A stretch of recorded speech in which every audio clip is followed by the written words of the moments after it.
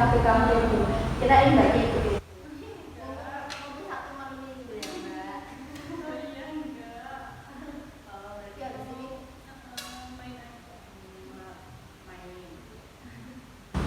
Kuliah apa kerja? Kuliah saya. Kuliah. Itu di mana? Saya kuliah dari Buana. Dari Buana. Kamu jurusan apa? Kan jurusan BK. Oh, BK. Ini Singapura. Iya, BK-nya Singapura itu berapa jurusan? Ada staff saya kok. Mungkin saat ini sisa 3 atau 4 gitu ya. 3? Iya kayaknya. Apa aja? Apa aja Mbak? BK, Bahasa Indonesia, 4 mungkin Katalia sama kalau yang saya tahu tapi lebihnya lebih banyak kan menanggal itu ya. Mbak Nadia apa ada yang ingin disampaikan sama saya? Ada. Oke. Sebelumnya Mbak Nadia pernah melakukan proses konseling belum? Belum sih. Belum pernah. Oke. Belum di sini Mbak Nadia belum pernah melakukan proses konseling. Di sini saya hanya menjelaskan sedikit saja ya.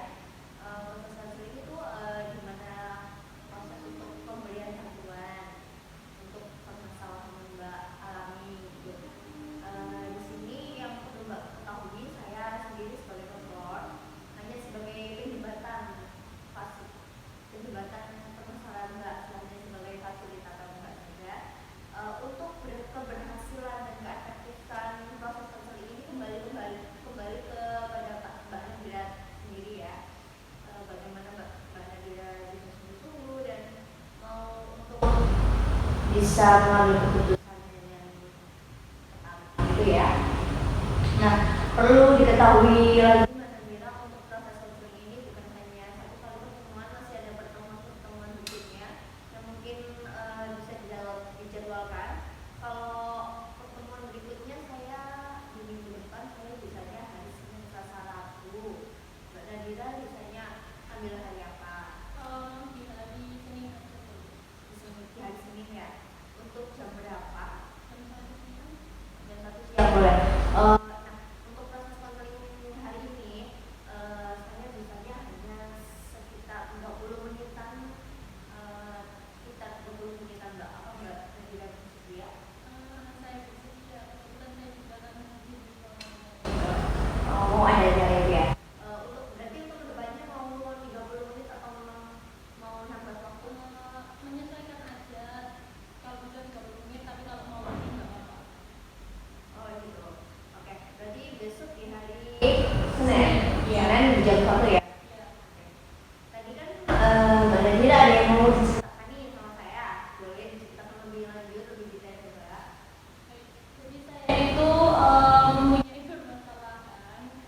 Sebenarnya ini saya kayak kurang percaya diri gitu loh.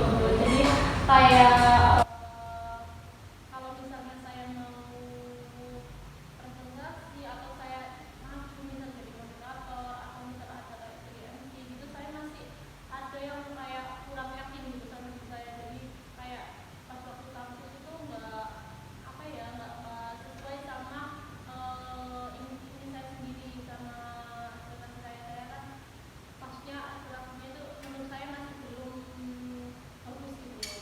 Penampilan saya itu masih banyak lah kurangnya. Kurang, tadi Mbak Nadia bilang kurang ya. Kurangnya itu yang dari mana? Dari ini sih, dari lebih ke kebanyakan itu mengolah kata-katanya atau kalimatnya gitu. Jadi kayak saya itu kalau misalnya nervous gitu, itu biasanya kan kayak kita semua kali itu kayak nggak fokus kata-katanya gitu. Itu kayak gampang gitu ya? Iya. Kurang percaya diri karena apa? Karena nggak bisa ngomong di depan umum gitu. Ini karena apa ya, itu karena deg-degan gitu, karena kayak takut salah. Takut salah? Iya. Selain ngomong di depan umum, biasanya ngomong di mana? Yang membuat Mbak Nadira kurang percaya diri. Ya itu sih, cuma bicara di depan umum gitu, atau di depan kelas misal pada saat presentasi gitu. Jadi Mbak Nadira bilangnya agak kurang percaya diri gitu ya. Nah sekarang apa yang ingin Mbak Nadira lakukan? Saya ingin supaya saya itu lebih bisa percaya diri lagi. Oke, tadi Mbak Nadira bilangnya ingin bisa lalu apa yang kamu butuhkan? Yang saya butuhkan sih sebenarnya saya itu butuh lebih banyak belajar kan saya pengen ngomong di umum, jadi saya itu butuh lebih banyak belajar. Iya. Lalu tujuanmu saat ini apa? Tujuan saya saat ini yaitu saya ingin mencoba untuk berbicara sendiri di depan kaca, berlatih juga rutin di depan kaca dan lain sebagainya. Jadi saya ingin berlatih yang lebih rutin lagi. Oke, usaha apa yang telah kamu lakukan akhir-akhir ini? Usaha yang telah saya lakukan akhir-akhir ini itu saya biasanya itu latihan berbicara di depan kaca sendiri gitu, atau biasanya saya juga latihan ngomong tapi tanpa kaca, cuman saya tulis gitu, saya cari searching referensi contohnya dari internet gitu, saya gabung, saya sesuaiin, terus habis itu baru saya kayak latihan tulis, kadang juga sambil baca novel seperti ini gitu. Lalu bagaimana kamu melakukan yang kamu lakukan itu nanti berbeda? Tidak berbeda. Oke. Berapa lama kamu melakukan ini tadi? Untuk berapa lamanya itu saya nggak pernah hitung, cuman perkiraan mungkin sekitar 30 sampai 35 menit aja. Dalam sehari satu kali atau berapa? Tidak tentu, kadang 1 minggu 2 kali, kadang 1 minggu sekali, kadang kalau dia 1 minggu 3 kali. Siapa saja yang terlibat dalam peningkatan Yang terlibat itu yang pertama untuk meningkatkan pekerjaan juga itu kawan saya, karena misal saya mau tidak berumur gitu atau mau presentasi atau jadi moderator itu kan saya aku nggak bisa, terus buat saya apa ya, semangat tapi sambil lebih enjoy aja juga. Nanti semangatnya itu enggak yang kayak bikin tambah panik gitu, enggak, jadi kayak ya udah untuk ngingetin latihan itu yang terlibat adik saya juga terlibat dan sama temen-temen sih, temen-temen juga kayak nyemangatin gitu, terlibat dalam menyemangati saya, ayo kamu pasti bisa. Lalu seberapa efektif nih yang usaha yang kamu lakukan? Menurut saya itu tidak efektif. Tidak terlalu efektif Karena saya masih belibet gitu ngomongnya. masih belibet. Apakah yang sudah kamu lakukan itu sudah benar? Tapi menurut saya itu kurang efektif. Berarti kurang membantu kamu ya? Iya. Oke. Lalu aku depannya itu bagaimana? Rencana saya itu lebih sering untuk melakukan latihan tersebut. Jadi lebih sering untuk berbicara di depan kaca, untuk melatih kepercayaan diri saya, untuk lebih sering berbagi cerita sama orang gitu, supaya saya juga punya lebih banyak kosakata gitu sih.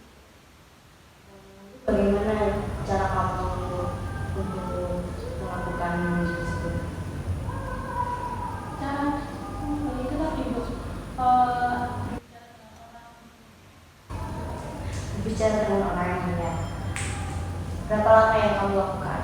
kalau misalnya berlatih sendiri di depan kaca itu mungkin 35 menit, tapi kalau misalnya berbicara dengan orang itu kan kita nggak bisa membatasi ya Bu ya, mungkin ya 40 menit, kalau misalnya sama orang baru itu 25 menit. 25 menitan. Nah, bagaimana cara kamu bingung jika tidak ada orang. Ya, saya berbicara sama teman saya atau sama adik saya kalau di rumah. Saya kalau misalnya di rumah sama adik saya, ya nggak temanku gitu. Cuman kalau misalnya untuk kayak berbicara atau sharing-sharing mungkin saya lakukan 45 menit. 45 menit. Nah, dalam satu hari berapa kali kamu melakukannya? Melakukannya Untuk kedepannya selama kurang lebih berapa kali ya, kalau berbicara sama orang sebenarnya setiap hari. Cuman kalau untuk pelatih saya mungkin 3 kali dalam seminggu. 3 kali dalam seminggu. Di hari apa aja? Di hari Senin, Selasa, sama di hari Jumat. Senin, Selasa, Jumat. Jam berapa? Di jam 7 malam setelah Isya. Di jam 7 malam. Oke. Berapa lama Kamu melakukan usahamu tadi ini? Saya akan melakukan usaha saya 2 minggu. 2 minggu di hari Senin, Selasa, sama Jumat. Jam 7 selama 30 Selama 35 menit. sampai 35 menit. Oke. Di sini siapa saja yang terlibat sama usahamu? Ini saya akan melibatkan, kan saya latihannya seperti seringnya biasanya di rumah, jadi saya akan melibatkan adik saya untuk mengingatkan saya agar saya berlatih. lagi? Oke. Nah, tadi kan sudah kamu uji ini ya, gambarkan, di apa ya. Sekarang kamu bisa tulis Di sini untuk semua yang sudah kamu rencanakan, lalu bacakan.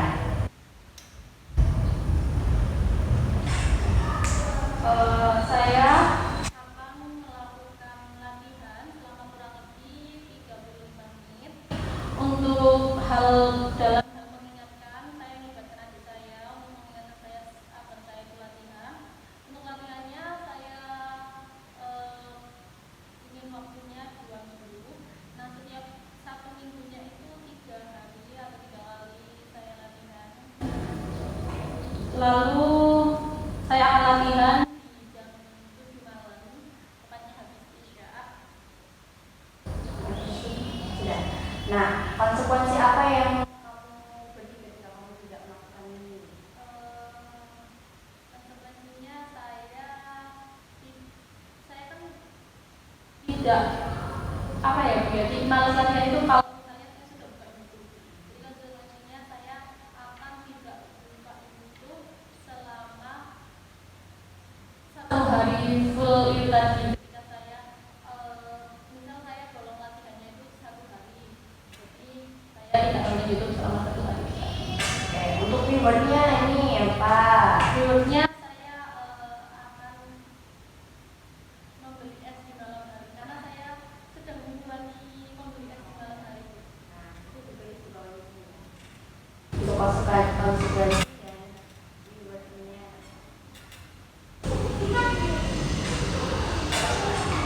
Kalau sudah, Kamu tanda tangan di bawah sini. oke, sudah. Jadi saya ambil ya. Oke, saya ambil dulu ya.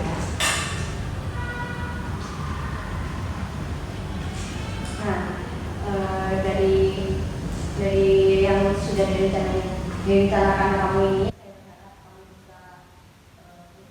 Saya berharap kamu bisa untuk bukan konsekuensi ya, lebih apa itu namanya, lebih teratur lagi ya, lebih konsisten. Nah, untuk melakukan latihan. Lalu saya percaya kalau kamu bisa untuk lebih bisa upgrade lagi, lebih bisa percaya diri lagi gitu ya. Sekarang dan saya percaya kamu pasti bisa lebih dari ini nanti. Pasti Bu. Oke. Sepertinya pertemuan ini sudah selesai, Pak. Ada yang ingin ditanyakan? Nantinya ini akan Ibu Orang